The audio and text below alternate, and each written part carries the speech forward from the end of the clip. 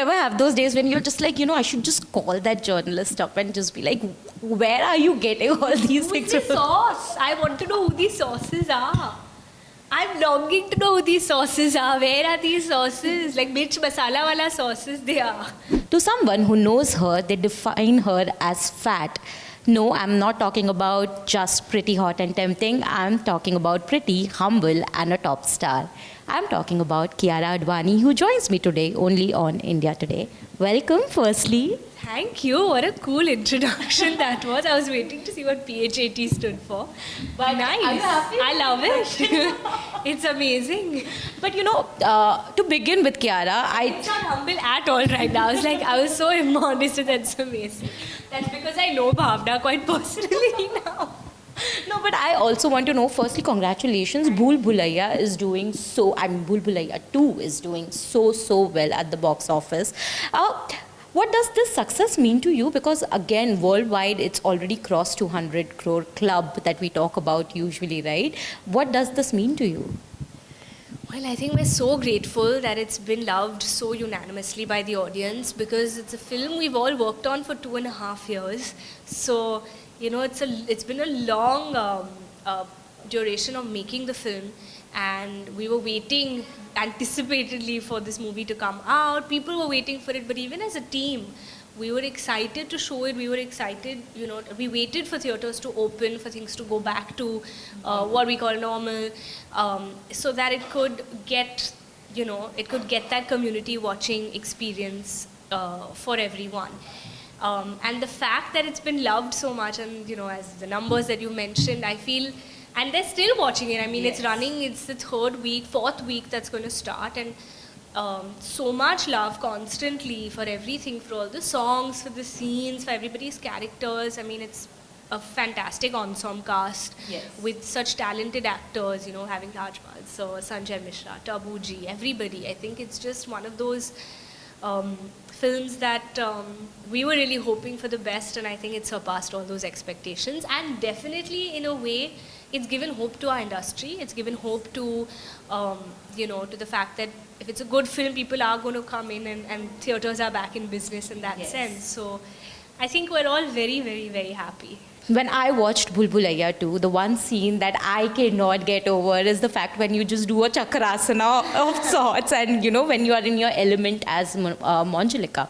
Tell me a bit about that, because that scene, I mean, despite the small length that you had in the film, you stand out because of these scenes. Like, I walk out.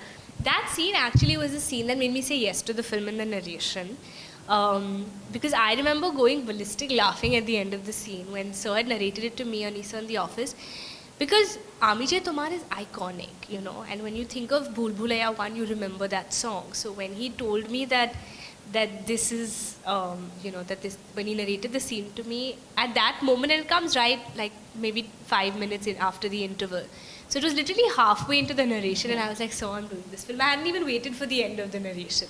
Of course, I heard it, but that was like my deciding factor. That's the reason I chose to do the film. And it's actually, it's interesting because you said it, it is like a 1-minute scene technically, but it's so interesting, and I feel like, and I knew that this was a very high point in the film. It's a nostalgic moment naturally when you hear the song. Yes. But you don't know the twist in that moment. And it is a very high point. And for me, it was one of my very big scenes in the film. So I remember giving it like my all. I had rehearsed for it. Chini Prakash sir had, planned the choreography. Because it had to be dramatic, but at the same time, because technically she's playing a prank on him, it couldn't be like perfect Kathak or perfect Bharatnatyam or any perfect form. It had to be like she doesn't know and she's going with it. So in fact, he had thought of all these things very particularly. And I'm so glad that you all have liked it. I'm so glad that you've appreciated it and you felt this way when you walked out. Because even in my heart, I was like, I hope they like it, I hope they like it, I hope they remember it when they walk out of the film. And they did. And that really felt good. And I can vouch for many other people who have watched and who've told me, because they feel that we are in constant touch with people, right? So they're like, oh, we love that scene, But I also want to know, you have been someone, Kiara, who has always sort of not boxed yourself. I mean, despite be it Kabir Singh, be it Bhool Bhulaiya 2, or be it even Sher Shah for that matter, the roles that you have taken are, if you only look at the screen time, they are not they don't have a very longer screen presence, but it leaves you with an impact. It leaves you with a significant memory of that character. Do you go by your gut feeling when you are picking up such roles? Because it, in conventional terms, it can be called risky. Yeah, I mean, I've in my head always wanted to be an actor who's not stereotyped. I always feel like I want to be a very versatile actor. I want people to be surprised every time they see my work. And somewhere I feel very grateful that to all the directors who've worked with me and who, come with their films to me, because somehow I've never had to consciously look for these projects. They've come to me naturally, organically. I wanted to be a part of films that were different, as in characters that are different, but that's also happened organically. I've not had to go out and say like, नहीं ये मैंने किया है कुछ और दो, because somehow it happened. Kabir Singh happened. उसके बाद Good News happened. Monica was different from Preeti. Then Guilty happened, which was completely different. So it just happened one after the other, and I honestly credit my directors because they saw that potential in me without having seen me done anything similar. So I feel that conviction helped me as well, and I feel even going forward I crave for that. I crave for like film roles that are characters that are different from something that I've done, and in a way challenging even for myself. And sometimes the most simplest roles are the toughest to do, because when you have a certain characterization, when you have a certain personality, you have a dialect, or you have a body language, or you have some sort of aid to your character that is a bit hatke, it works for you, it helps you. But when you're playing just a regular girl, how do I make it interesting? How do I make it fun? How do I make it impactful? So I think those are also equally challenging. Of course.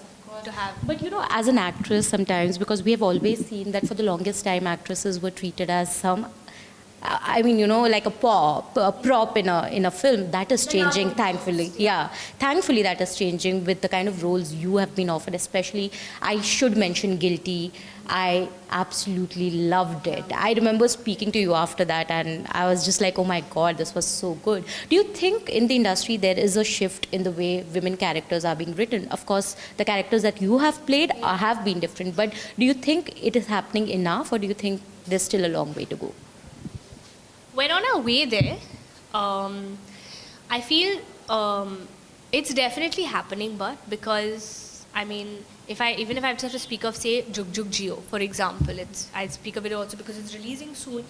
Again, it's a character where you're portraying the Indian daughter-in-law or wife with all the cultural, with all of that, but at the same time, giving her a strong standing. Like, why can't my daughter-in-law, my wife, be the CEO of a multinational company as well? Why does she have to be restricted to just being the homemaker? Why can't she be a homemaker and, providing for her family? So I feel these little subtle things which are coming in. And it's a family film, it's a relationship film, it's a commercial film.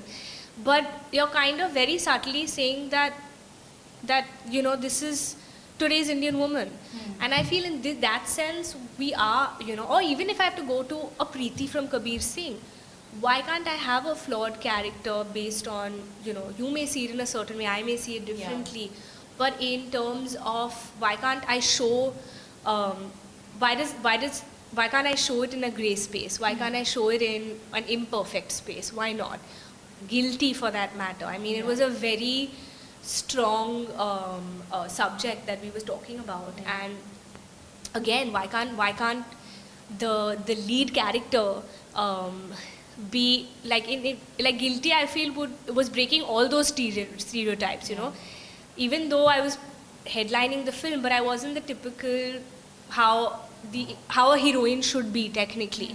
So I feel these were changes. Love stories. I feel like now, in fact, I was much younger when I did the film, so I didn't at that time see it the way I see it today. And today I feel like it was such a strong stand and such an important stand to talk about female sexuality and respect it.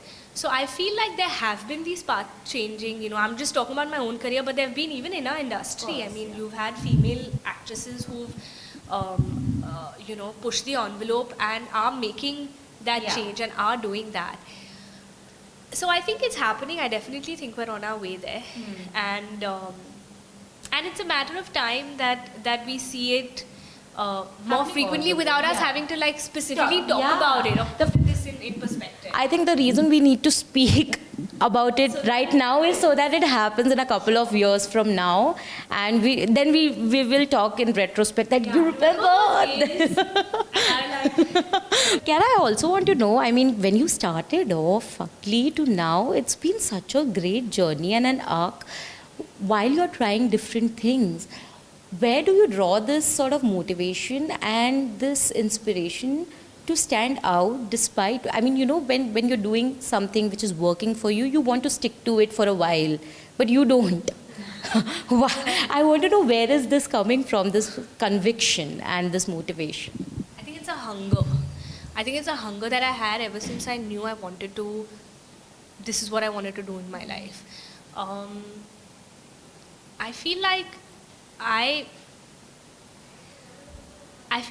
drive has only gotten stronger since I chose to be, that this is what I want to do in life. I think from Fugly to now, I feel that drive and that hunger to do more, to do different, to do, to get that love, that validation, that acceptance, that, to entertain someone, that's only gotten more and more.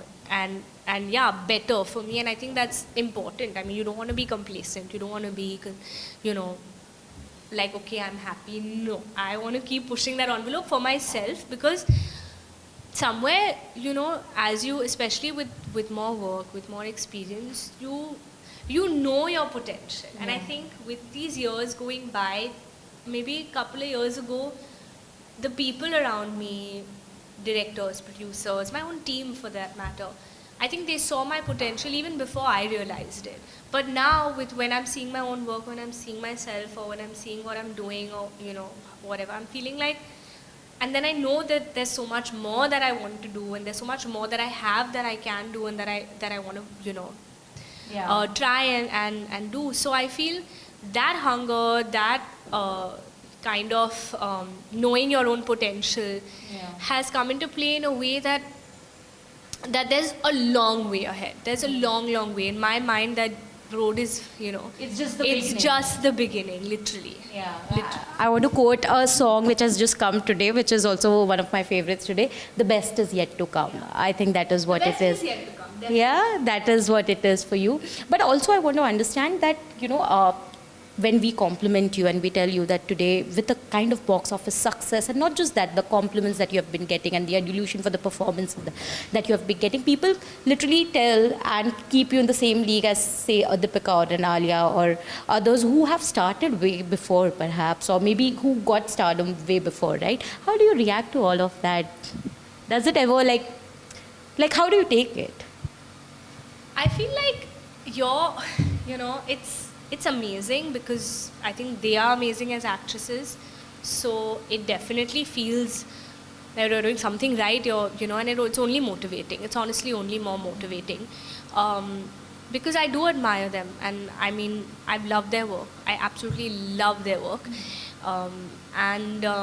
It kind of pushes me to want to do better. It kind of pushes me to want to, to take on certain projects, to solo certain projects. So it definitely is, it's very motivating.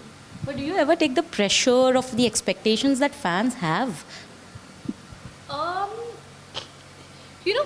What I actually do take into account is especially when they say, we want to see more of you in this, we want to see more, and I feel that kind of makes me now, when I'm looking at a script, I'll rethink certain things. I'll see how much more, how is she adding to the story, what is the characters.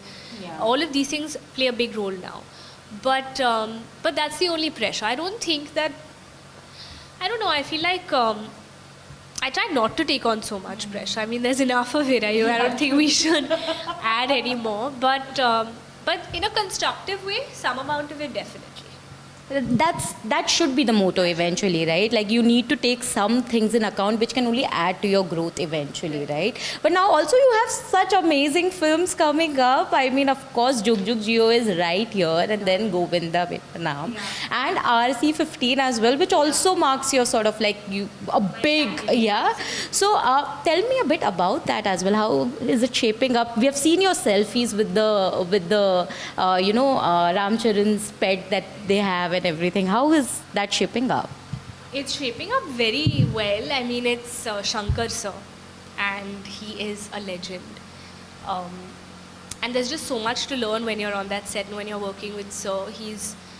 I feel I'm so blessed that I got this opportunity to be guided and directed by him, because he's the most passionate person. He's such a, I think like he lives for movies, and it shows in his work. It shows in every frame that, he's, I mean, I don't have enough words to really express how I feel about working with sir, but he's truly, I feel he's really just even changed me as an actor and changed the way I look at things. And I feel I couldn't have been luckier to have this as my first pan-India film. RC15, it's, it's again, coming back with Charan, he's, one of my friends, I would say, in the industry, and he's such a fine actor. I mean, he's an outstanding actor, and it's a lot of fun. I can't speak much about the movie and give details. Yeah, that's how it is. But it's touch wood. We're having a blast shooting right now, and we've got much more to shoot. So we have. Hopefully, but we'll be ready in time next year to release the film. Looking forward to it. I wish I could be a fly on that wall, on the set. I can imagine. I mean, yeah. That I feel I'm so blessed to have. But also I want to ask, while we are talking about your pan-India film, and of course Bhool Bhulaiyaa 2 doing amazingly well, this debate about Hindi and South, I want to ask about that, because it comes from there, right? You're already doing a pan-India film, which will be in many languages, and yet somehow the debate comes back to Hindi versus South. I want to understand, as actors, how do you react to it? I don't know why there's that debate, honestly. I mean, my first South film that I did was back in 2018, before it was like this whole thing. And I feel at the end of the day, it's an Indian film. Yeah. We should just stop calling it South, Bollywood, etc. And they're just Indian films. True, I agree with you on that, because I'm also tired as an audience, with this debate. Why is this debate even happening? But something that I sort of, the energy that you always give, Kiara, is the fact that you've been humble. And I'm not just saying it for the heck of it.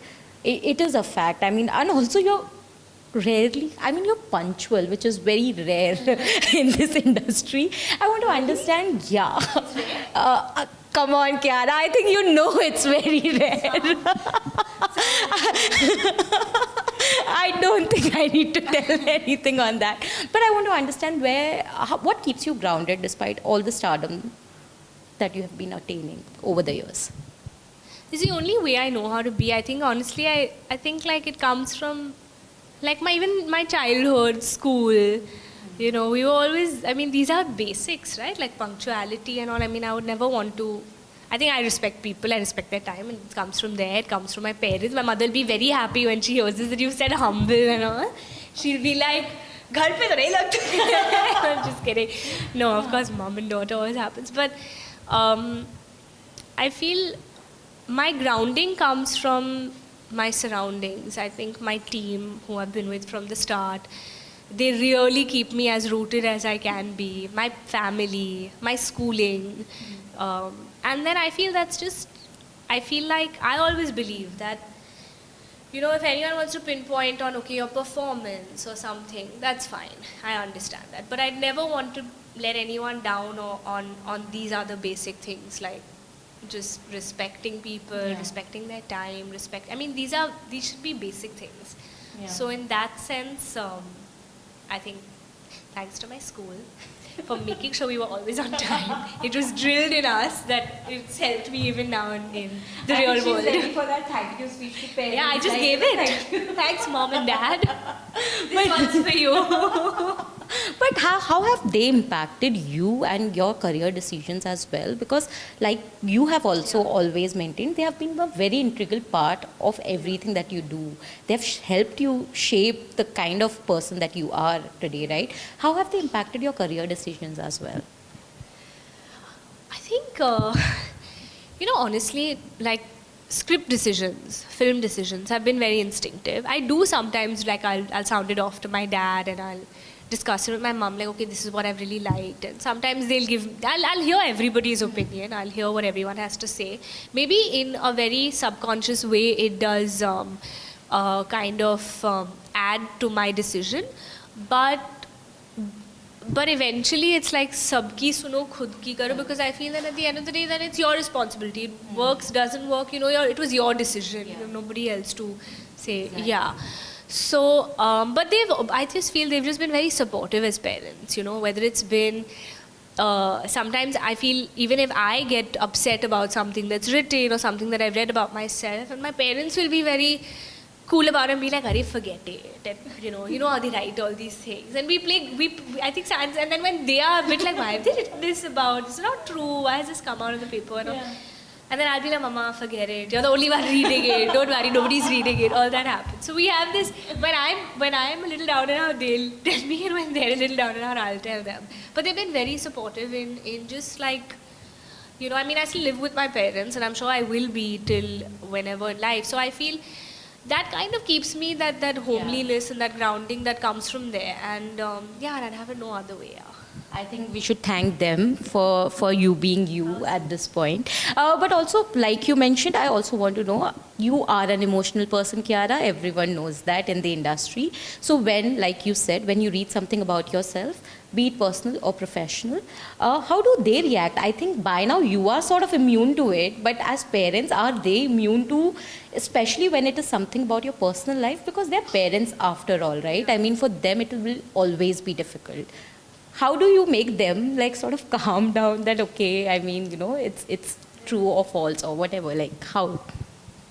Like I said, we both have our days. Like, them and me, it's not like I'm completely immune to it. It does sometimes get to me even, especially when you're, sometimes, touch wood, fortunately, I think on the professional front, I've never had such an experience where anything has been said that, has affected me or my family. But on the personal front, when they kind of add 2 and 2 and all of that, I feel that's the only time I'm like, now, where are these stories coming from? And I feel even for them, if it's frivolous, even they don't really appreciate it, naturally. Also, what bothers me is that when, like, I just feel at the end of the day, you're here for your work to speak. So you don't want that thing getting diverted into, other aspects of your life, which nobody really wants that spotlight, but you can't help it. You're in this business and I guess it's natural. So we have to develop that thick skin. But there's nothing, you just have to turn a blind eye. The more you react, then there's no end to it. So it's just better to... Do you ever have those days when you're just like, I should just call that journalist up and just be like, where are you getting all these things from? Who's the source? I want to know who these sources are. I'm longing to know who these sources are. Where are these sources? Like mirch masala wala sauces they are. They're like full like chaat masala. Kahan se they come and they add a full masaledar sauces? Who are these sauces? Where do you all get your sources from? Who are these birdies telling you all? No, I get where you're coming from. Word phobia, so I don't like these sauces much. No, but coming back, on a parting note, I want to know from you. You have seen a journey. We have seen you evolve as an actor. What is it that you want to achieve more? Because as actors, as artists, you're always looking for doing something more, right? If I had to ask 3 things on your bucket list at this point, what would that be? So I really want to do an action film. I really want to do a period film. And then there's a list of directors, that third wish, that wish list I'm being a little like tight-lipped on, who I really want to work with. and I've said that before also in many interviews. So, but I think there's a long, like I said at the beginning, there's a long, long, long road ahead. Like I said, the best is yet to come. Thank you so much, Kiara. All the very best for Jug Jug. I think that will also break all the records like Bhul Bhulaiya 2 just did. I mean, I think this is the year for you because you have 3 releases and you're doing great. Thank you so much.